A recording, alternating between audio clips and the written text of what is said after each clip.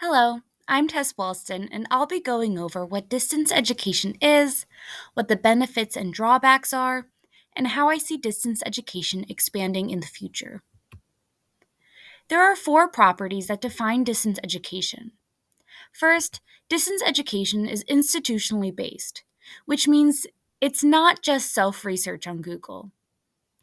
In distance education, the student and teacher are physically separated, but there are interactive forms of communication between the two. In distance education, data, voice, and video are shared in order to teach the concepts and obtain formative data.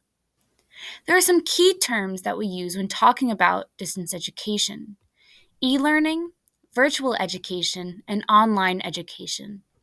While they all sound similar, there are some key differences.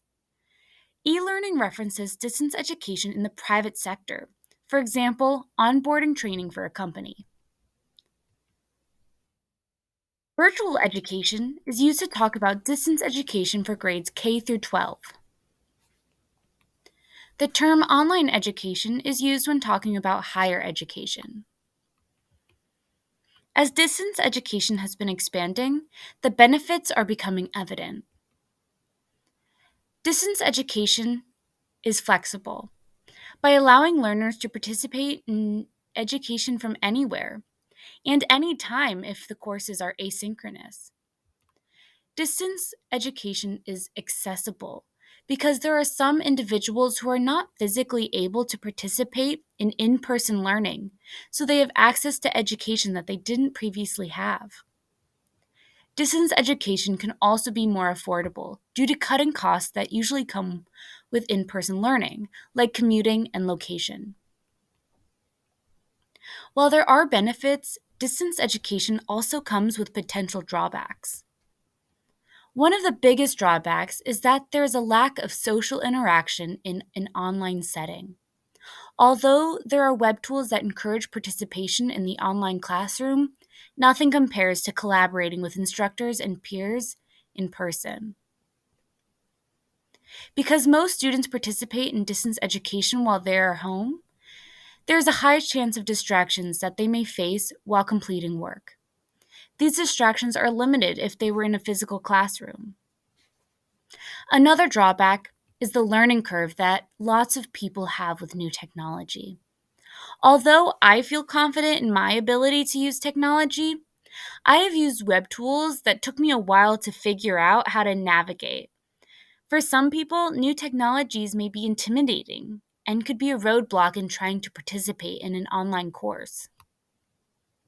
So, what's next? As a high school teacher, when we switched to virtual education, all teachers had to fend for themselves. We had to act as the instructional designer creating materials, the subject matter expert deciding what concepts need to be covered, and we had to be the facilitator distributing materials and providing feedback to students. This was a lot to juggle. In the future, and we're already seeing some of this start to happen for K through 12. I think more third-party companies will have instructional designers work with subject matter experts to design and develop effective materials to be distributed to multiple teachers. This way, the instructional designers just have to focus on creating engaging materials. The subject matter experts can focus on determining what concepts need to be covered, and the teachers can focus on best practices for creating a virtual classroom culture to support students with varying abilities and needs.